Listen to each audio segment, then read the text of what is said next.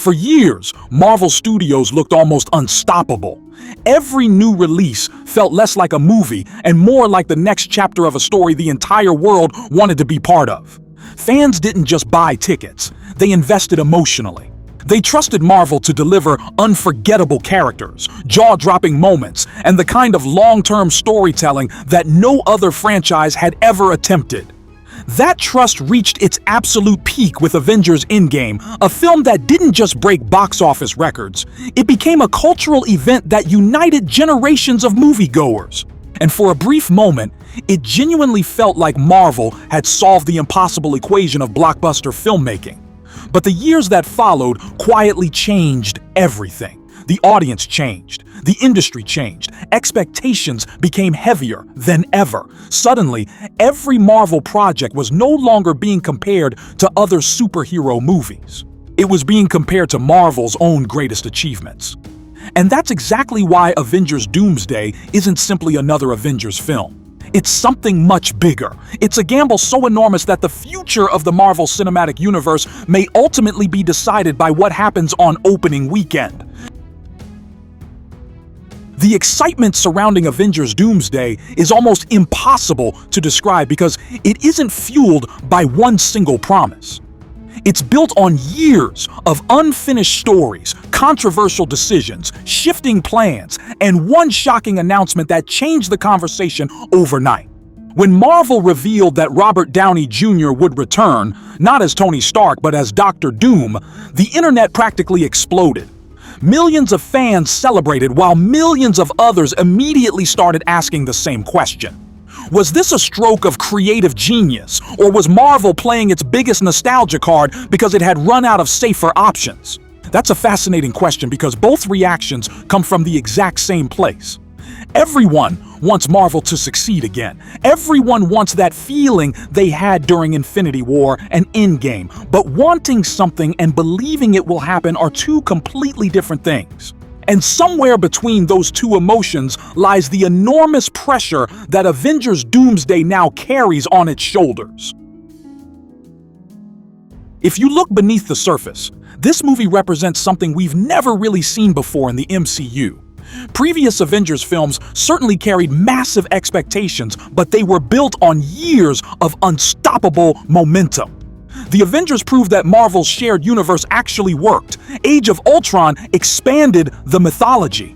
Infinity War delivered the impossible by making the villain win. Endgame paid off over a decade of storytelling in a way that audiences embraced across the globe. Every one of those films had pressure, but they also had confidence behind them. Marvel knew its formula was working. Today, that confidence isn't nearly as automatic. The landscape looks completely different. The audience is more skeptical. Every trailer is analyzed within minutes. Every casting decision sparks endless debates. Every rumor becomes a headline. And every new project has to fight against comparisons not only with Marvel's past, but with every other blockbuster competing for people's time and money. That changing landscape is exactly what makes this moment so fascinating. After Endgame, Marvel wasn't trying to replace one hero. It was trying to replace an entire era. The multiverse saga promised limitless possibilities, alternate realities, legacy characters, and bigger stakes than ever before. On paper, it sounded like the natural evolution of the MCU. In reality, however, things became much more complicated. Some projects connected beautifully with audiences, while others left fans wondering where the larger story was actually heading. Instead of feeling like every film was an essential piece of one giant puzzle, parts of the franchise began feeling disconnected. Conversations slowly shifted from excitement to uncertainty. People weren't asking, "What's coming next?" anymore. They were asking, "Where is all of this leading?" That may seem like a subtle difference, but for a cinematic universe built entirely on long-term storytelling, it's one of the most dangerous questions audiences can start asking. Marvel understands that better than anyone else. That's why Avengers Doomsday isn't just another blockbuster in their release schedule. It's the movie expected to restore direction, rebuild confidence, and remind audiences why they fell in love with this universe in the first place. Think about how much responsibility that places on one single film. It has to introduce one of Marvel's greatest villains in a way that feels worthy of decades of comic book history. It has to reunite heroes spread across multiple franchises. It has to make the multiverse finally feel cohesive instead of fragmented. It has to convince casual moviegoers that the stakes matter again, while simultaneously satisfying hardcore fans who notice every tiny inconsistency. Most films only need to tell a great story. Avengers Doomsday has to repair an entire franchise's momentum while telling one of the biggest stories Marvel has ever attempted. That's an entirely different level of pressure. Then there's the financial side of the equation, and this is where the numbers become almost unbelievable. Reports suggest that Marvel is spending somewhere around $400 million on production alone each. Add an estimated marketing campaign approaching another $300 million, and suddenly you're looking at a total investment that could climb close to $700 million. Just hearing that number is enough to understand why industry analysts are paying such close attention. This isn't simply an expensive movie. It's one of the most expensive entertainment investments ever attempted. Once you reach that level of spending, success isn't measured by having a good opening weekend or crossing $1 billion worldwide. The expectations become almost absurd. A film operating on this scale needs extraordinary global performance simply to justify the investment. Every market matters. Every premium format matters. Every additional weekend matters. The margin for error becomes incredibly small. That reality also changes the way people misunderstand blockbuster success. Whenever audiences hear that a movie earned $1 billion, it sounds like an unimaginable amount of money. And it is. But box office revenue doesn't simply flow straight back into the studio's bank account. Theaters take a significant percentage.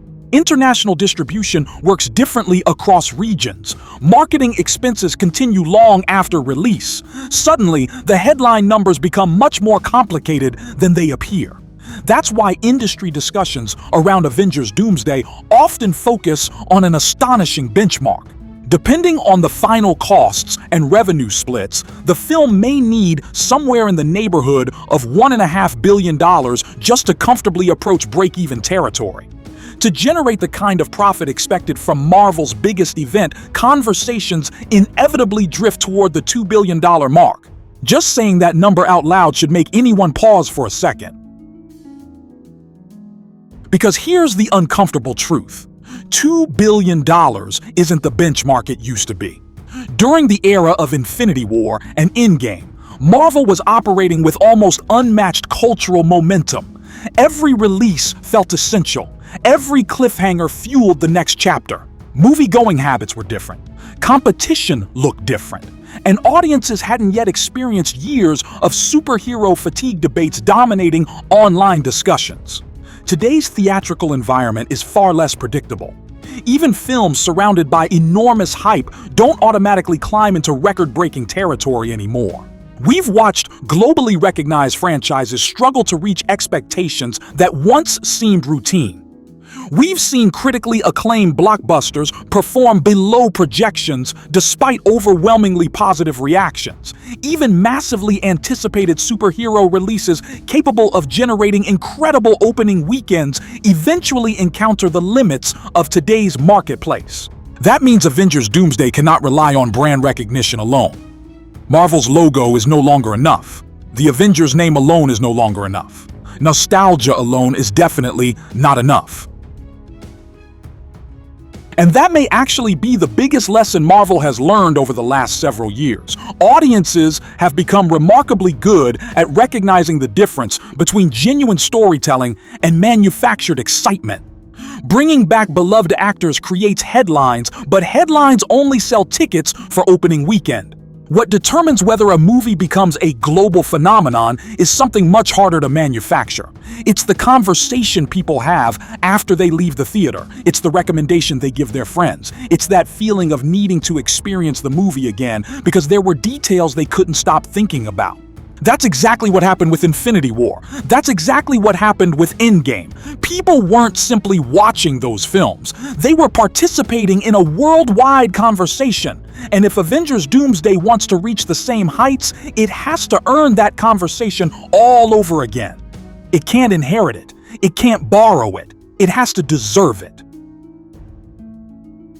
That challenge becomes even more complicated when you remember the decision that changed everything. Robert Downey Jr. is no longer returning as the man who saved the universe. He's returning as the man who could destroy it.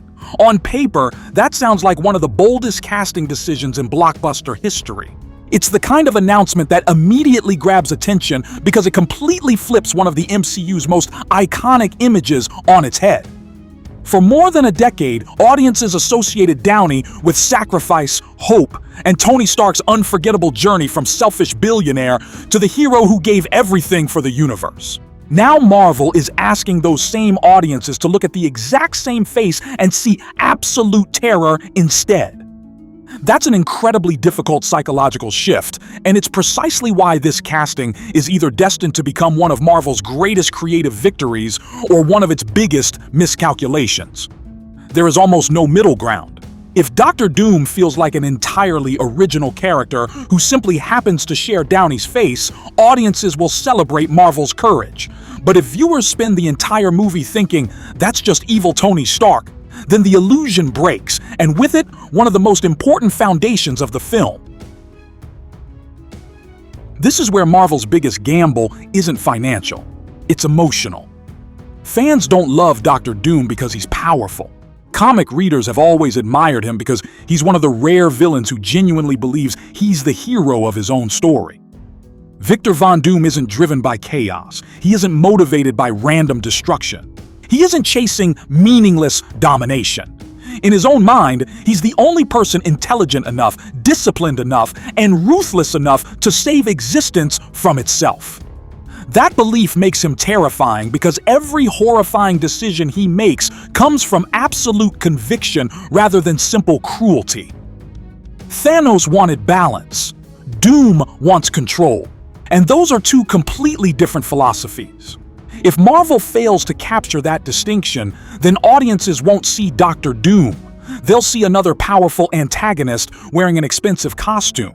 But if they succeed, they could introduce a villain capable of dominating the MCU for years in ways even Thanos never did.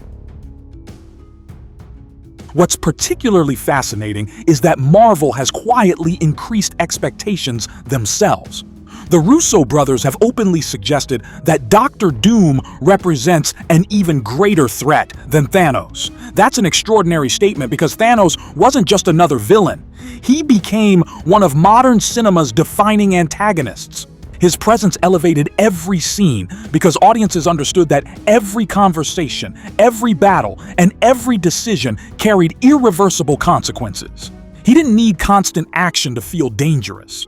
Sometimes simply watching him speak was enough to create tension. That's the standard Marvel has now placed on Doctor Doom. The problem is that expectations don't become easier just because they're ambitious.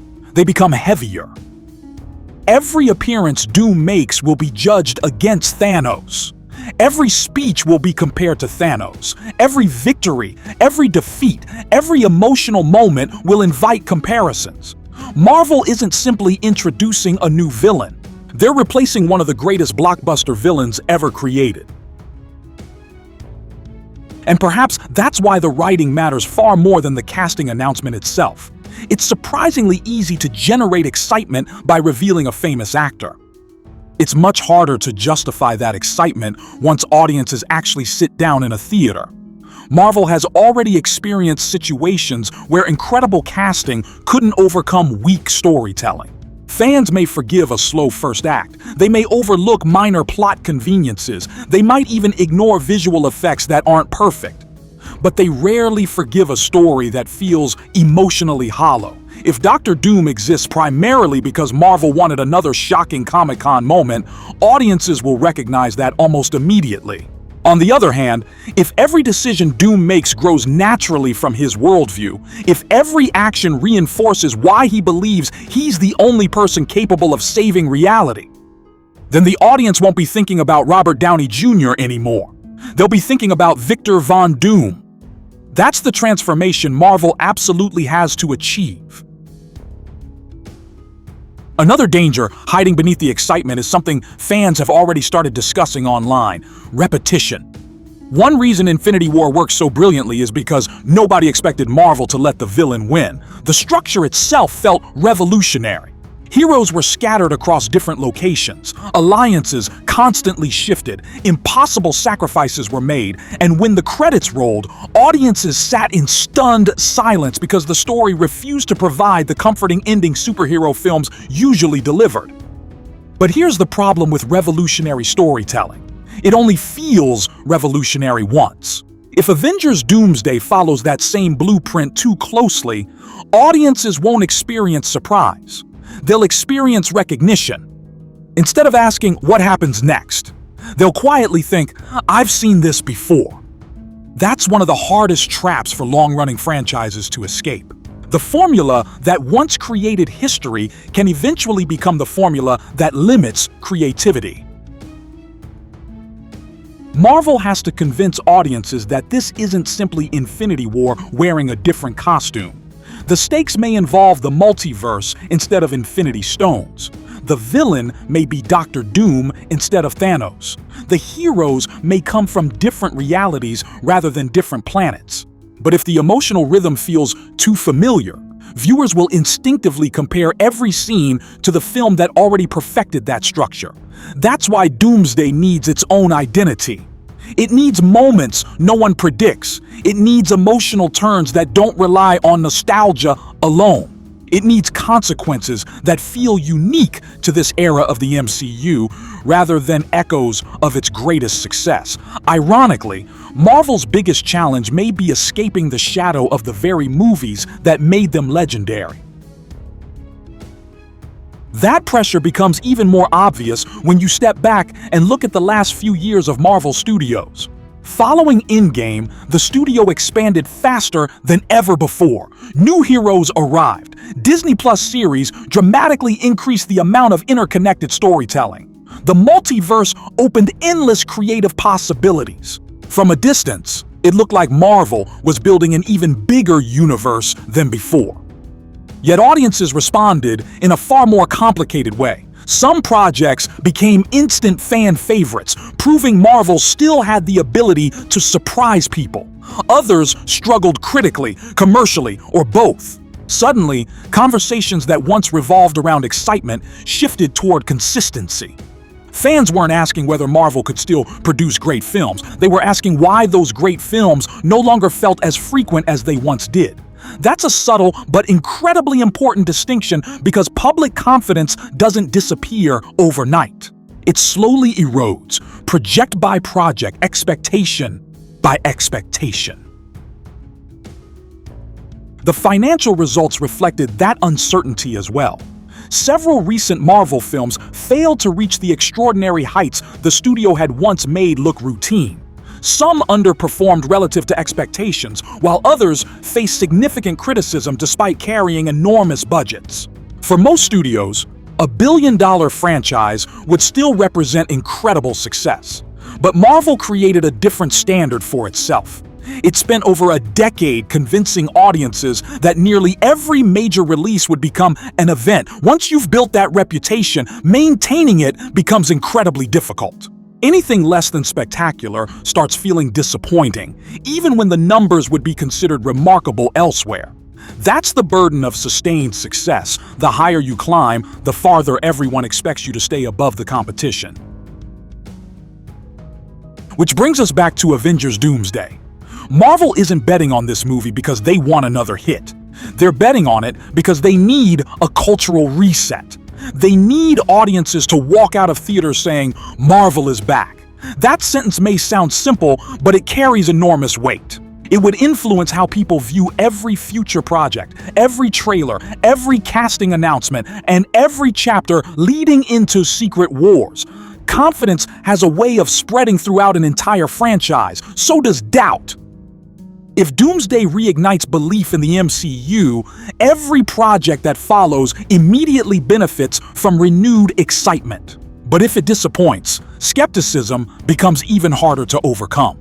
That's why this film isn't standing alone. It's carrying the expectations of everything that comes after it as well. That future becomes even more fragile when you remember that Marvel isn't competing in the same theatrical environment it dominated 7 or 8 years ago. Back then, an Avengers movie almost felt untouchable. Studios carefully avoided releasing major blockbusters too close to Marvel because they understood what would happen. The Avengers didn't just attract comic book fans. They became a global event that appealed to families, casual moviegoers, and even people who rarely visited theaters. But today's release calendar is much more aggressive. Every major studio wants premium screens, extended theatrical windows, and global attention. That means Avengers Doomsday isn't simply fighting for ticket sales. It's fighting for time, visibility, and one of the most valuable resources in modern cinema: IMAX. At first glance, losing a few premium screens may not sound like a disaster. After all, if audiences want to see a movie, they'll simply watch it in a regular theater, right? In reality, the situation is far more complicated. IMAX isn't just a larger screen anymore. It's one of the biggest revenue drivers for modern blockbusters. Premium formats generate significantly higher ticket prices, and for event films, those extra dollars add up incredibly fast across thousands of screenings worldwide. Just as importantly, IMAX has become part of the marketing itself. When audiences hear that a movie was filmed with IMAX cameras or designed specifically for the format, it creates the impression that this is the definitive way to experience the film. That premium image becomes part of the movie's identity. So when two massive blockbusters are fighting for the same screens, the battle isn't simply about projection technology. It's about money, perception, and momentum. And standing directly in Marvel's path is one of the most respected filmmakers working today. Denis Villeneuve has quietly built a reputation that very few directors in Hollywood currently enjoy. Every one of his recent films has been treated as a cinematic event rather than just another blockbuster. Arrival proved he could make intelligent science fiction emotionally powerful.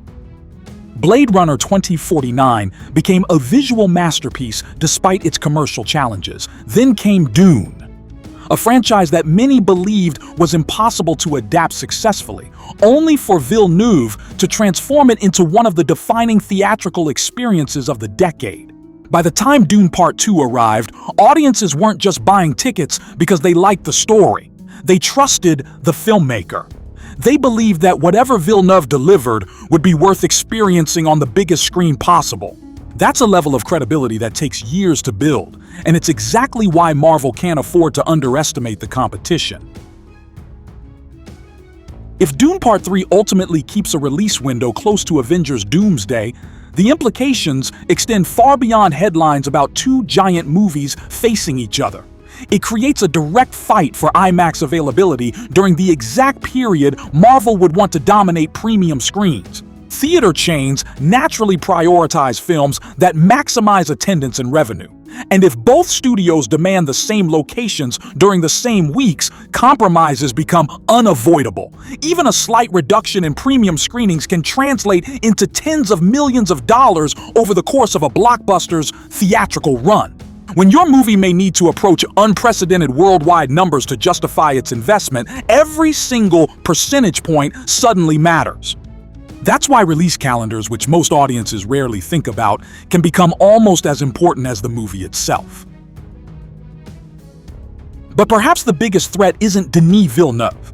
It isn't IMAX. It isn't even another blockbuster. The greatest obstacle standing in front of Avengers Doomsday is expectation. Marvel has created a situation where audiences aren't simply hoping for a great movie. They're expecting a miracle.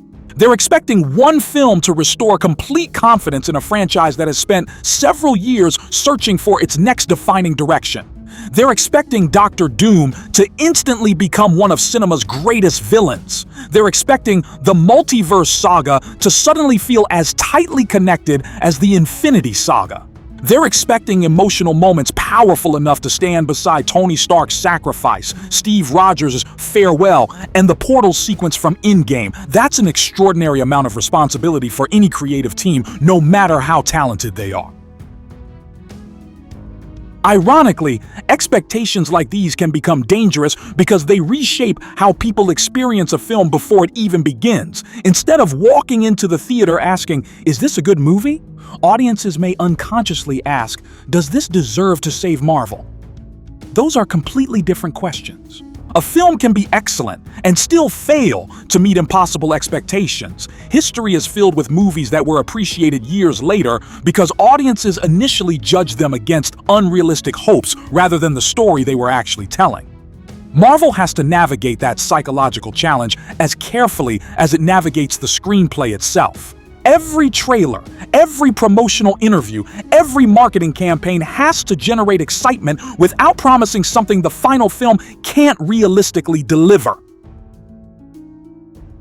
This is also why the Russo brothers returning to direct carries so much significance. Their names immediately remind fans of Captain America, The Winter Soldier, Civil War, Infinity War, and Endgame, four of the most beloved films in MCU history. That track record naturally inspires confidence, but it also raises another difficult question. Can lightning strike twice? The Russo brothers aren't returning to the same Marvel they left behind. The universe is larger. The continuity is more complex. Audience expectations are dramatically higher, and social media now amplifies every rumor, leak, and controversy within minutes. The challenge they face today is fundamentally different from the one they conquered during the Infinity Saga. They aren't simply directing another Avengers movie. They're attempting to reunite a fan base that has become more divided than at any other point in the MCU's history. And maybe that's the most interesting part of this entire story. When people talk about Avengers Doomsday, they usually focus on budgets, casting announcements, cameos, multiversal crossovers, or surprise appearances. Those elements certainly matter, but none of them represent Marvel's true objective. The studio isn't spending hundreds of millions of dollars just to create another blockbuster. It's trying to restore something much more valuable than box office revenue. It's trying to restore belief. Belief that every story still matters. Belief that the MCU still has somewhere extraordinary to go. Belief that the emotional investment audiences made over nearly 2 decades will ultimately be rewarded again. That's something money can't buy, nostalgia can't manufacture, and marketing can't fake. It has to be earned through storytelling. When you step back and look at the bigger picture, Avengers Doomsday starts to feel less like a sequel and more like a defining crossroads for modern blockbuster filmmaking. If Marvel succeeds, it won't simply prove that superheroes still have life left in them. It will prove that long-form cinematic storytelling on this scale can evolve instead of repeating itself. It will demonstrate that audiences are still willing to embrace ambitious, interconnected universes, as long as the characters, the emotions, and the stakes remain authentic. It would immediately reshape the conversation surrounding Secret Wars, reignite enthusiasm across the entire MCU, and potentially usher Marvel into a second golden era. But if the gamble falls short, the consequences could stretch far beyond one disappointing opening weekend. It would raise difficult questions about franchise fatigue, about the limits of nostalgia, and about whether even the most successful cinematic universe in history can keep reinventing itself forever. That's why Avengers Doomsday may ultimately become the most important movie Marvel Studios has ever released, not because it's guaranteed to be the biggest, but because it has the most to lose. Every creative decision, every financial investment, every casting choice, and every expectation built over the last several years now converges into this one moment. Marvel has pushed every chip to the center of the table. Robert Downey Jr. is back. The Russo brothers are back. Dr. Doom is finally stepping into the spotlight. The multiverse saga is reaching its defining chapter, and now the only question left is whether this extraordinary gamble will become the beginning of Marvel's greatest comeback, or the moment history remembers as the point where even Earth's mightiest heroes couldn't escape the weight of impossible expectations. If you enjoyed this deep dive, don't forget to like, share, and subscribe to MovieCast for more cinematic Marvel stories. And if you'd like to help support the channel and make more in-depth videos like this possible, consider sending a $25 super thanks. Every bit of support helps us keep exploring the MCU from a whole new perspective.